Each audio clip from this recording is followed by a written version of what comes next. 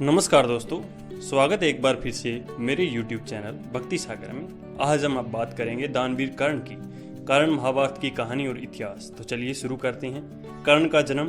कर्ण महाभारत के वीर योद्धाओं में से एक हैं, जिनकी छवि वर्तमान में एक सूरवीर और दानी के रूप में प्रतिस्थापित है।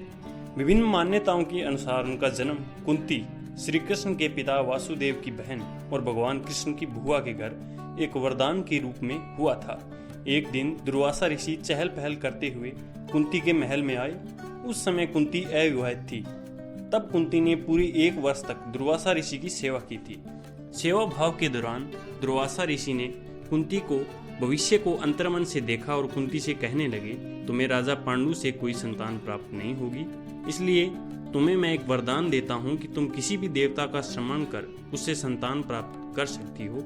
इतना कहने के बाद दुर्वासा ऋषि वहां से चले गए। तभी उत्सुकता पूर्वक कुंती ने सूर्य देव का ध्यान लगाया और शुरू किया। वह प्रतिदिन सूर्य देव की पूजा अर्चना करने लगी। उनके भक्ति भाव से प्रसन्न होकर सूर्य देव प्रकट हुए और उन्होंने कुंती को एक पुत्र का वरदान दिया, जिसके कुछ समय बाद कुंती ने एक पुत्र को जन्म दिया, जिससे सूर्य का तेज झलकता था। और यही नहीं, जन्म से ही कर्ण के शरीर पर कवच और कुंडल थे। कर्ण का बचपन। अविवाहित होने के कारण लोकलाज से बचने के लिए कुंती ने अपने पुत्र को एक कटोरी में रखकर गंगा नदी में बहा दिया था।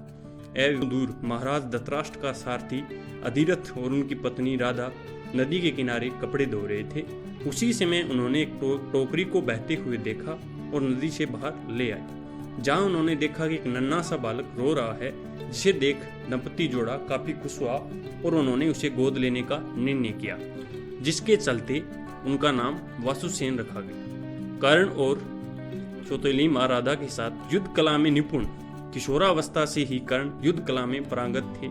वह अपने पिता की भांति रथ की जगह युद्ध कला में अधिक रुचि रखते थे। एक दिन उनके पिता अधिरथ उन्हें गुरु द्रोणाचार्य के पास ले गए, जो उस समय के सर्वश्रेष्ठ वीर योद्धाओं में से एक थे। गुरु द्रोण सिर्फ कुरु वंश के राजकुमारों को ही शिक्षा देते थे, जिनके चलते उन्होंने शुद्ध पुत्र कर्ण की शिक्षा देने से इनकार कर दिया, क्योंकि कर्ण एक सारथी का पुत्र था और द्रोण क्षत्रियों को ही शिक्षा देते थे। उसके बाद युद्ध कला को सीखने के लिए वह परशुराम से मिले, जो केवल ब्राह्मणों को ही शिक्षा देते थे। यह जानकर कर्ण ने स्वयं को एक ब्राह्मण बताया और शिक्षा प्राप्त की, जिसके चलते वह युद्ध कला और धनुर्विद्या में निपुण हुए। वैवाहिक जीवन।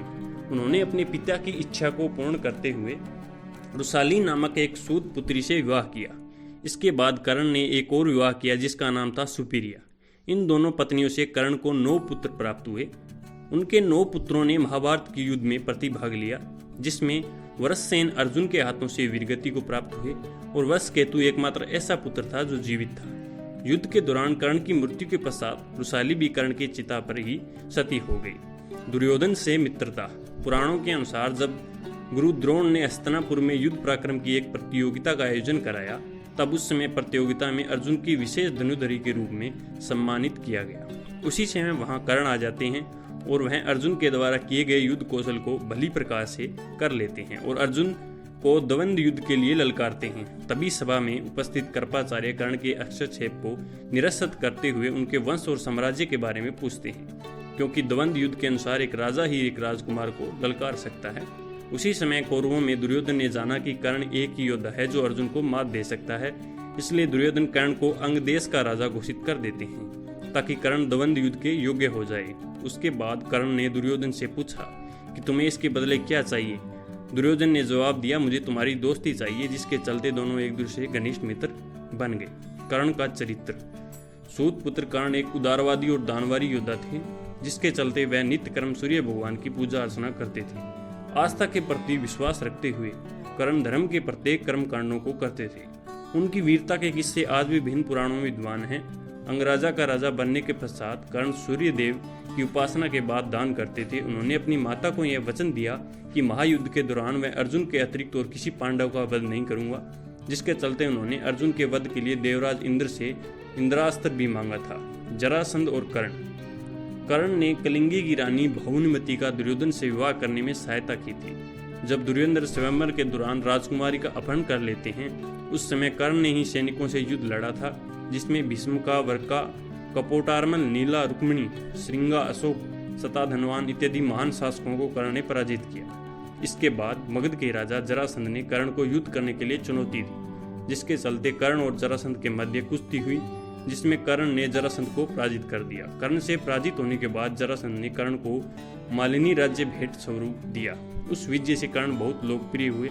मालिनी राज्य के सिंहासन पर बैठने के बाद कर्ण ने एक शपथ ली थी कि मेरे दरबार से कोई भी व्यक्ति खाली हाथ नहीं जाएगा। पांडवों के साथ शत्रुता, वह कभी भी शकुनी के द्वारा नियोजित छल कपट की नीति से पांडवों को हराने के पक्ष में नहीं थे, जिसके चलते वह सदा ही युद्ध के पक्ष में थे। वह हमेशा दुर्योधन को युद्ध के द्वारा पांडवों को पराजित करने का आग्रह करते थे, जिसके कारण वह दुर्योधन को खुश करने के लिए चौसर के खेल में सम्मिलित हुए। इसके कारण द्रौपदी चीरहरण की घटना रूपांतरित हुई। उसके बाद भीष्म ने यह प्रतिज्ञा ली थी कि वह अकेले ही युद्ध में दुर्योधन और सभी भाइयों का वध करेगा। तभी अर्जुन ने कर्ण का वध करने की प्रतीक्षा ली थी।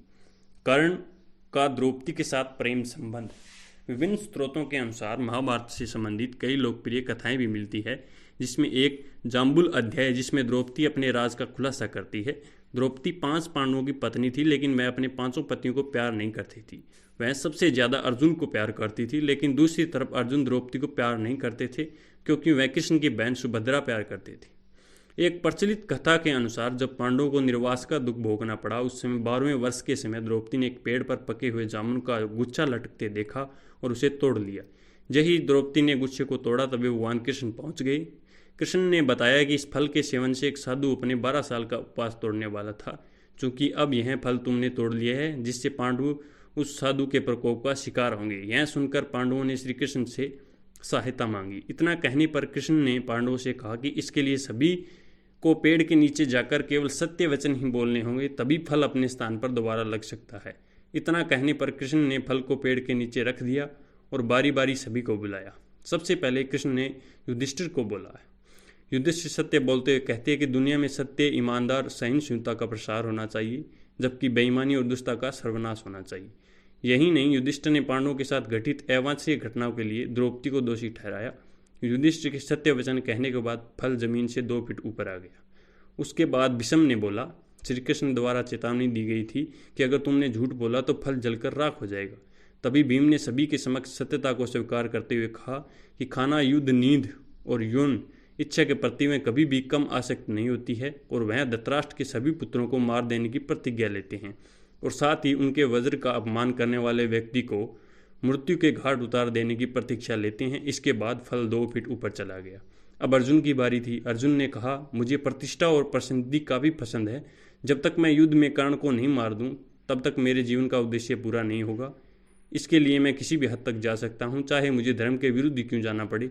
इतना कहने पर फल थोड़ा और ऊंचा हो गया। अर्जुन के बाद नकुल और सहदेव ने कोई रहस्य नहीं छिपाया। अंत में द्रौपदी की बारी आई। द्रौपदी ने सत्य बताते हुए कहा, मैं अपने 5 पुत्रों की ज्ञानेंद्रियां हूँ, लेकिन मैं उन सभी के दुर्भाग्य का कारण हूँ और बिना सोच विचार किए अपने कार्यों के लिए पछता रही हूँ। लेकिन द्रौपदी ने सब बोलने के बाद भी फल नहीं गया। तब श्री कृष्ण ने कहा, द्रौपदी कोई रहस्य छिपा रही है। तब द्रौपदी ने अपने पतियों की ओर देखते हुए कहा, मैं आप 5 से प्यार करती हूँ, लेकिन मैं किसी 6वें पुरुष से भी प्यार करती हूँ। वह है कर्ण, जिस जाति की वजह से विवाह नहीं होने का पछतावा होता है। अगर मैंने कर्ण से विवाह किया तो शायद मुझे इतने दुख नहीं झेलने पड़ते और न ही इस तरह के कड़वे अनुभव से होकर गुजरना पड़ता। कर्ण के कवच और कुंडल। पौराणिक कथा के अनुसार अर्जुन के पिता और देवराज इंद्र इस बात का पता चला कि कर्ण को युद्ध क्षेत्र में तब तक अपराजित नहीं किया जा सकता जब तक उसके पास उसके कवच और कुंडल रहेंगे, जो जन्म से ही उसके शरीर पर थे। इसलिए जब कुरुक्षेत्र का महायुद्ध शुरू हुआ, तब इंद्र ने एक योजना बनाई और प्रण किया कि वह कर्ण को कवच और कुंडल के साथ युद्ध क्षेत्र में नहीं जाने देंगे। इंद्र मध्याध्याय में जब कर्ण सूर्य देव की पूजा कर रहा होता है, तब उस समय एक भिक्षु बनकर कर्ण से कवच कुंडल मांग लेते हैं। सूर्यदेव इंद्र की इस योजना के बारे में कर्ण को सावधान भी करते हैं, लेकिन वह उन्हें धन्यवाद देकर कहता है कि उस समय यदि कोई मुझसे प्राण भी मांग ले तो वह मना नहीं करेगा। तब सूर्यदेव कहते हैं, यदि वह स्वच्छबंद है तो यह इंद्र से अमोघास्त्र मांग ले। तब उनकी योजना अनुसार इंद्रदेव एक भिक्षु का भेष बनाकर कर्ण से कवच और कुंडल मांग लेते हैं। चेतावनी मिलने के बाद भी कर्ण ने मना नहीं करता और खुशी खुशी अपने कवच कुंडल दान कर देते हैं। तब कर्ण की इस दानवीरता पर प्रसन्न होकर वह उसे कुछ मांग लेने के लिए कहते हैं, लेकिन कर्ण यह कहते हुए दान देने के बाद कुछ मांग लेना दान की गरिमा के विरुद्ध है, मना कर देते हैं। इतना सुनने के बाद कर्ण को अपना शक्तिशाली अस्त्र वासवी प्रदान करते हैं, जिसका प्रयोग वह केवल एक ही बार कर सकते हैं। इसके बाद कर्ण का एक और नाम वेकर्तन पड़ा, मृत्यु। युद्ध के दौरान जब कर्ण के रथ का एक पहिया धरती में धंस जाता है, तब वह अपने देवीय अस्त्रों से प्रयोग में असमर्थ होता है, जैसा कि उसके गुरु परशुराम का श्राप था। उस समय कर्ण अपने रथ के पहिए को निकालने के लिए नीचे उतरता है और अर्जुन से आग्रह करता है कि वह युद्ध के नियमों का पालन करते हुए कुछ देर के लिए बाण चलाना बंद कर दे। श्री कृष्ण ने अर्जुन से कहा, कर्ण को कोई अधिकार नहीं है कि वह अब युद्ध नियमों की ओर धर्म की बात करे, क्योंकि अभिमन्यु के वध के समय कर्ण ने भी किसी युद्ध का नियम और धर्म का पालन नहीं किया था। तब कहा गया कि कर्ण का धर्म जब अपने दिव्य जन्मा द्रौपदी को पूरी कुरु राज्य समक्ष वेश्या कहा था। इतना सुनकर अर्जुन ने कहा कि कर्ण भी ऐसा है, इसलिए मैं बाण नहीं चलाएगा। कृष्ण ने अर्जुन से कहा कि इस निर्णायक मोड़ पर अभी कर्ण को नहीं मारा गया तो संभवतः पांडु उसे कभी नहीं मार सकेंगे। यह युद्ध कभी भी नहीं जीता जा सकता। तब अर्जुन ने एक देवीय अस्त्र का प्रयोग करते हुए कर्ण का सिर धड़ से अलग कर दिया। कर्ण के शरीर की भूमि गिरने के बाद एक ज्योति कर्ण के शरीर से निकली और सूर्य में समावित होगी। धन्यवाद।